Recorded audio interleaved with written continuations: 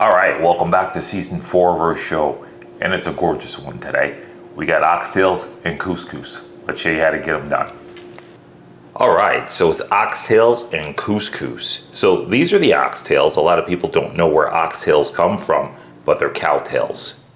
Doesn't come from an ox, it comes from a cow, and that's the tail. So we're using oxtails today. We're using some couscous, which is pasta. We're going to need some peas. These are green peas.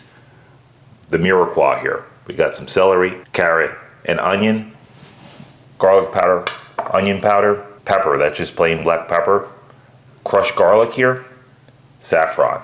That's what you're gonna need today. Let's get it going. So the first thing we're gonna do, these oxtails need to be seasoned. Now this is a very tough piece of meat. It takes a long time to cook this down. If you were to put these in your pot, these would take about pretty close to 4 hours to cook down. So we're using a pressure cooker today, but we want to build up a lot of flavor in this dish. So the first thing we're going to do is get them seasoned. So right here I got some onion powder and garlic powder. I'm going to take my black pepper. I'm going to add that first.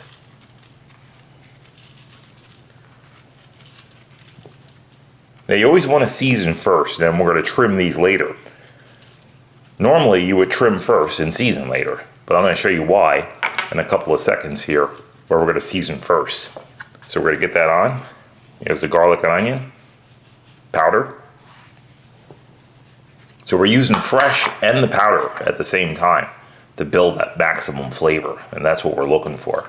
So I'm going to flip these over with one hand, which is touched the meat already, so just make sure you watch what you touch when you're seasoning your meats.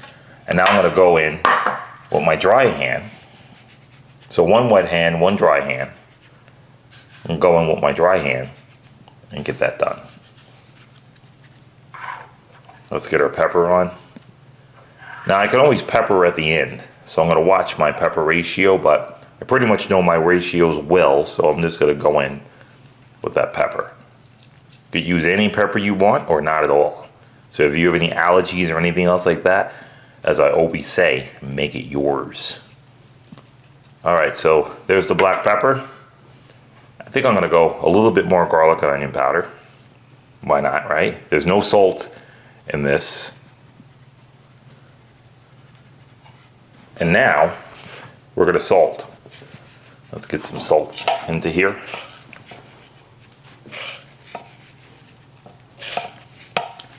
And you want to use a liberal amount of that salt, because we're going into the pressure cooker with this, and you want to season as you cook these.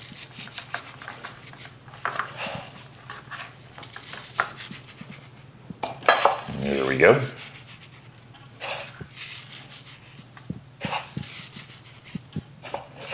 And I think that'll do it. Maybe a little bit more. Now these are going in water, so I'm hitting them with a little heavier dose of the salt there, because that water is going to rinse off a lot of them when you make the stock. Alright, let's get this off to the side. And now what we're going to do is start cutting the fat off of these. So we season them to cut the fat off, right? So this way the fat is seasoned. I'm going to put the fat in that dish right there, and I'm just going to look around and I'm going to trim off a lot of that fat that's in here, just from the big ones. The little ones, don't even worry about it. That fat is flavor and it's going to cook up beautifully in there. So the reason why we're trimming these is because we're going to fry these up in the pan. Again, everything's maximum flavor. So get all the fat off of them. You fry up the fat in the pan with the mirepoix, and that's going to build a ton of flavor. See this one? I'm going to leave this one. And you just want the fattiest ones, and just cut all that fat right off of there. And it's going back in the pan, so everything that you put in here, you don't need to add any extra, because you already seasoned them. So it doesn't make a difference if I put the fat on that, the seasonings on those, and cut the fat off of here. And people are going to say, well, why don't you just re-season that? Well, I don't have to, because it's all going in the same pot, and I already seasoned it, and there it is. And if you want, you could just use the bottom of your pan to pick up anything that's left over. So this is our last one. Just cut the fat off of it and clean it up. Never throw away your fat. And that looks about right. And just use the bottom of the pan to let these guys roll around in to pick up anything else that's in there. All right, so we're gonna take our mirepoix, which is right here. We're gonna take this fat and onto the stove we go. All right, so our oil is starting to heat up. Now that's tallow, beef tallow. And as soon as you start to see a little smoke come from it, in with the fat you go. So here's all of our fat. Get all that fat in there. Gotta just stir that around.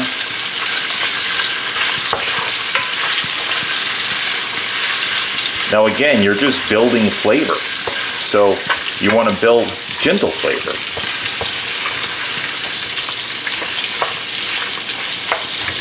So I'm going to get some of that fat cooked down. Now before I add the garlic or any of the mirepoix, which is the celery, the carrots, and the onion, I want to cook some of that fat down because I don't want to burn anything like the garlic. I want to make sure I got room in this pan, and I want to make sure this is rendered down pretty good. And that's how you want to do that.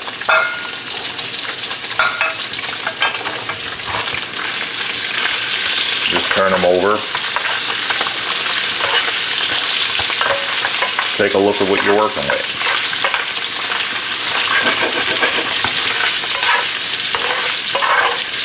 Now you see all that seasoning in there? That's what you want. That's why we season that first, so we can get some flavors in there. All right, so now we see some browning happening on there, in with our garlic.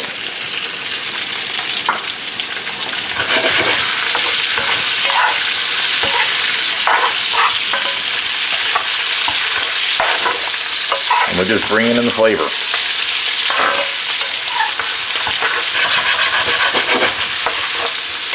Gonna get some flavor out of that garlic.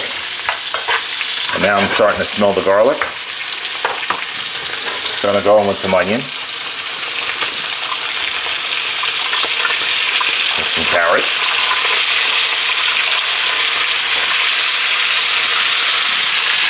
Now I don't want to cool this pan down, so I'm only going in with just a little for now.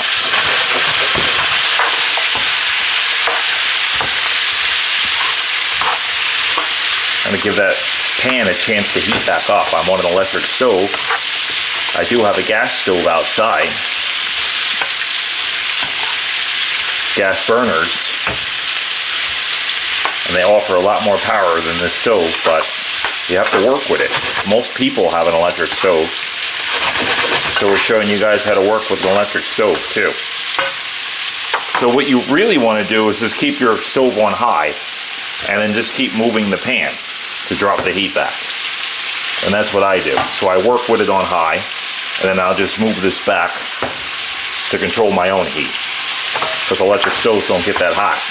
So by the time you play with the dial back and forth, and you fluctuate the heat, it goes hot, cold, take you forever to do a meal, and you'll be so disgusted you won't even want to deal with it. So that's what you do. Just turn it up on high and let it do its thing, and just move the pan.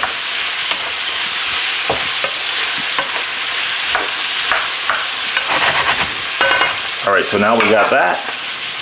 I'm gonna go in with our celery and the rest of our carrot. Like I said, it's up on high heat. Now, I'm gonna let this cook down. I don't wanna bring this in yet. So I'm gonna leave it piled up like this on top.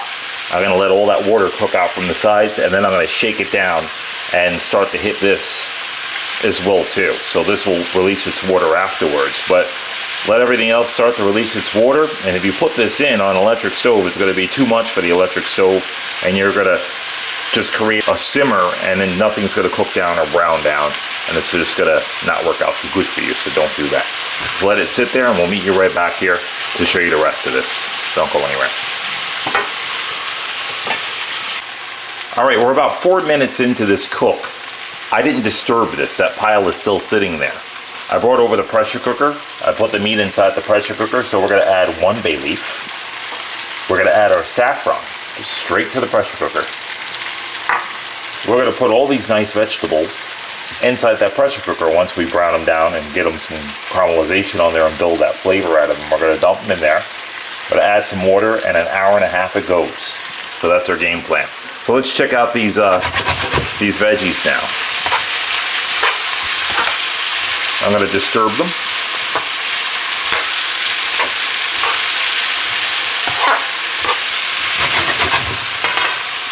Now if you see me back and forth, I'm usually going back and forth from a tong to a spoon, to a tong to a spoon.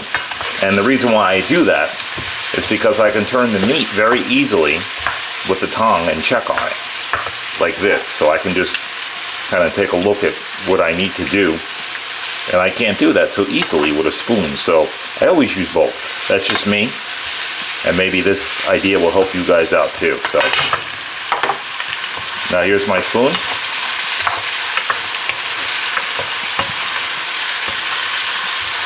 And that's what we're looking for. So we're getting everything nice and caramelized down, and we're just building those flavors.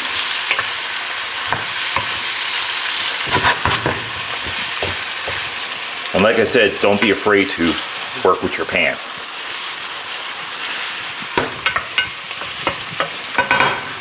All right, so we're gonna brown this down just a little bit more, and then we're gonna meet you back here to get into the pressure cooker with this, so stick around. Don't go anywhere. All right, so we're almost there. I'm gonna show you this pan. Now see all those nice bits at the bottom of the pan? We're gonna miss those if we don't do this. So we're gonna add a little bit of wine, just a touch. Let it heat back up. And now we're just gonna start to clean the pan and get all those bits up off the bottom. Now this does 2 things. It gets up all the bits off the bottom, gets all that flavor out, and last but not least, it doesn't allow you to clean the pan. No scrubbing. You see that? It's clean. So we're just going to cook off that wine,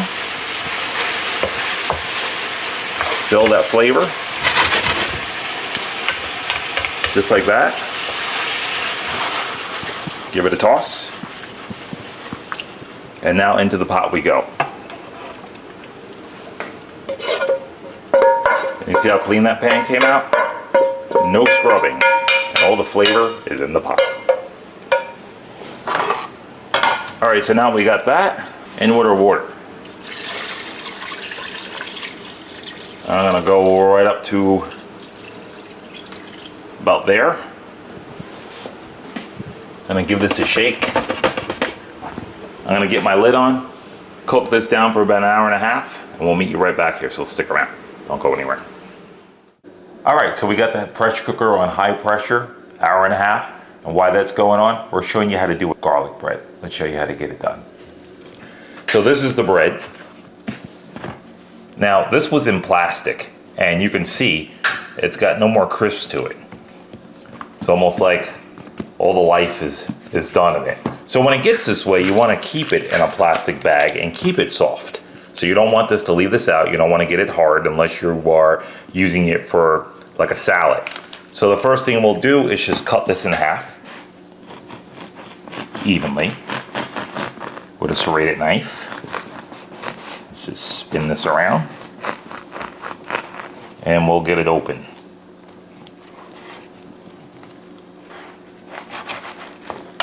And you can see it's a little old because it's starting to fall apart, which is no problem.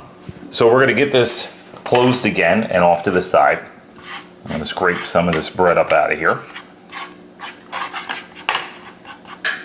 And the first thing we'll do is get in some fresh garlic. We'll just give this a couple of whacks. And you can do as much or as little as you guys like. Now we're garlic fans in our house.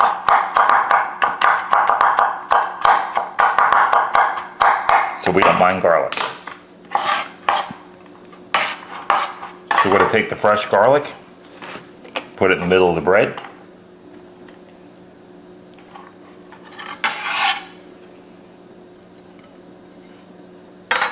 Even it out.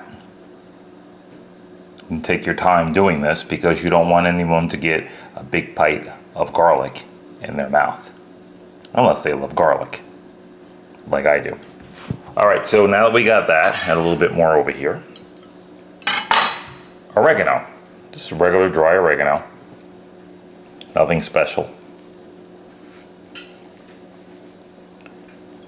Get the oregano on here. Now at this point you guys could use butter. I always go with olive oil. Just a healthier choice. There's some salt. Just a touch. And then we're using onion powder and garlic powder. Yes. And I'm going to do the same thing up top, just with the dry. When you buy these breads in the store and they say garlic bread, they sit them on the shelf. They last forever on the shelf until you buy them. They could sit in there for weeks. And they're sitting in this aluminum wrapper. And this is all they do. You're looking at it. So save your money. Those little packages of bread are like $5. And there you go. Some olive oil. Good little douse of that. And get the top portion too. And just let all that sink down into the bread. Now at this point, like I said, you could put butter on. I'm leaking off of here a little bit, but it's all right. We're gonna put a little bit more. I'm gonna put my top layer on.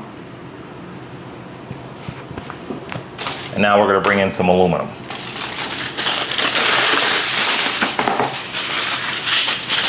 And just get that bread right in there. Wrap it tight.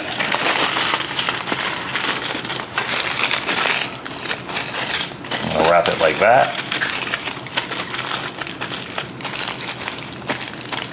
I think I'm gonna even put an extra piece over the top. In the oven this goes, or outside in your grill. This is gonna happen to go outside on the grill. We're gonna put this outside on our grill at 400 degrees for about 15 minutes. And that's it. We'll meet you back here. Stick around. Don't go anywhere. All right, we got our oxtails out of the pressure cooker. Let's show you what to do from here. All right, so our oxtails are over here. This is the broth that came out, and we let this sit. And as it started to sit, you can see the level of oil come to the top. See that level in there? Now the first thing we're gonna do is get rid of some of that oil on the top. So we're gonna spoon it off, and I'm just gonna pull all that grease right off the top of here. Now if you let this cool down or you put it in the refrigerator, it'll come right off because you can just see all of it and just pull it right back. So we're just gonna spoon that out, and you can actually see the level drop as you go. And just get it all right off the top of there. It's a decent amount. And you want to get it down to the point where you can see the liquid. Because you don't want all that oil in your food, all that fat. It's good fat. We're going to leave a little bit of it, but we're going to drain off most of it.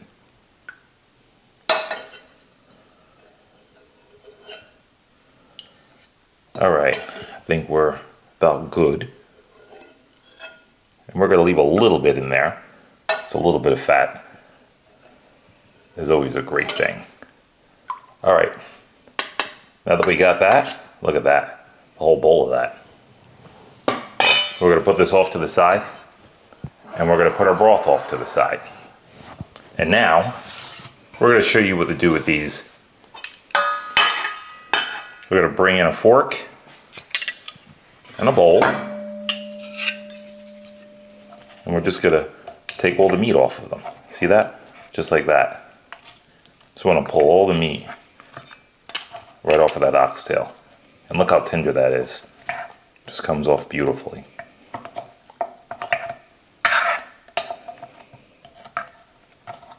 And you can gnaw on some of that if you want while you're pulling it.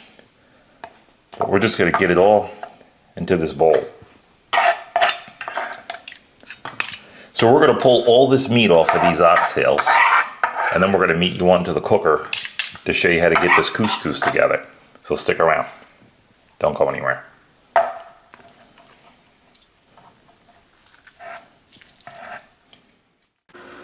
All right, ready to do our couscous. So I got some of that beautiful broth in this pan.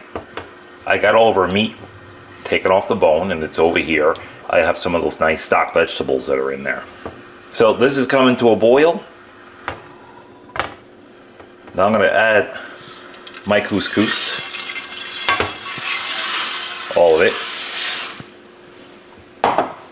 And now I'm just gonna get it moved around. This takes about 9 to 10 minutes to cook. This is original couscous. This is not instant. And some of the instant ones they'll cook within minutes. So we're gonna bring this to a simmer, just like that. And there's a bunch of different couscous. This is an Israeli couscous that we're using today. And all couscous is pasta.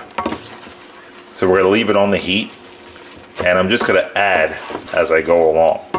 Almost kind of cooks like risotto. We're gonna add a broth to it. So here's our liquid, and as I'm cooking it, I'm just gonna add a little bit more as we go. And that's all that beautiful broth. And just go little by little.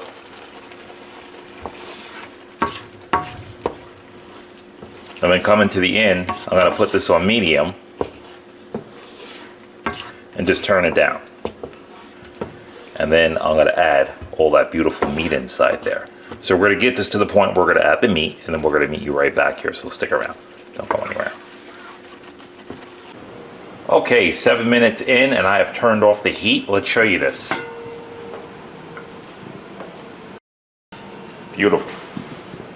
Okay, so now at this point, I'm gonna add some of that meat, or all of that meat, to this.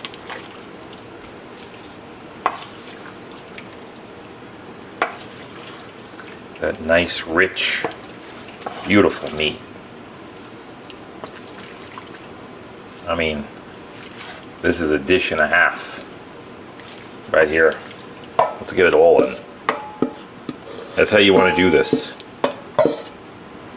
Just like that. And now, I'm just gonna stir this around into that couscous. Does that look beautiful? We still got another couple of minutes for this to cook, so just drop it off the heat. There it is. Now we're just gonna garnish this with some fresh parsley. Just like that. I'm gonna put the lid back on. Let it go a couple more minutes, and we'll meet you onto the chopping block, so stick around. Don't go anywhere. All right, here we are, season 4's chopping block, oxtails and couscous. Let's show you what we got. Take a look at that. Beautiful. That's how that gets served. That simple, that easy. I mean, you could see all the carrots in there. I mean, that's a beautiful dish. Let's slide it to the side and get into it. Let's bring in a plate. Very simple plating. And this was that garlic bread that we did. Look at that.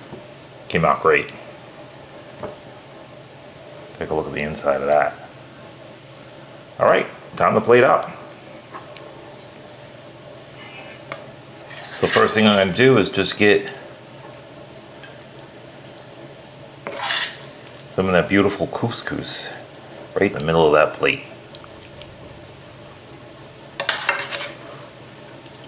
This is such a hearty, warm, luxurious meal. And extremely rich in flavor and in style. All right, so we're gonna put that there, and I think I'm just gonna decorate this just with a little flour on top of there. And get just one more in there, just for presentation, and that's it. A beautiful dish like this doesn't need much. So I'm just gonna turn it this way on you guys. And there it is. All right, you know what we gotta do? We gotta give this one a go. So we're gonna get all that beautiful tails in here. You hear that thunder? And she's rocking outside, so this is the meal for it.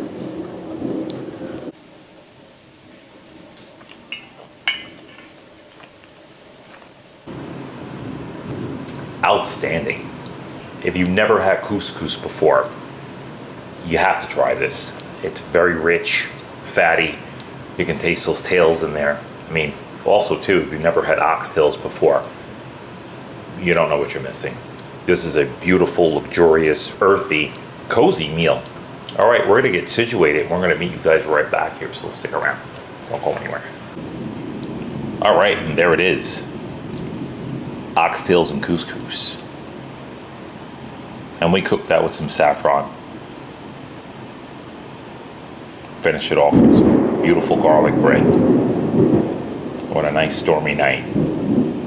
Doesn't get any better than this. And if you guys like this video, give a like, hit that bell so you get those videos first. And with no further ado, and also before those lights shut off, gotta get my Pitmaster taste here.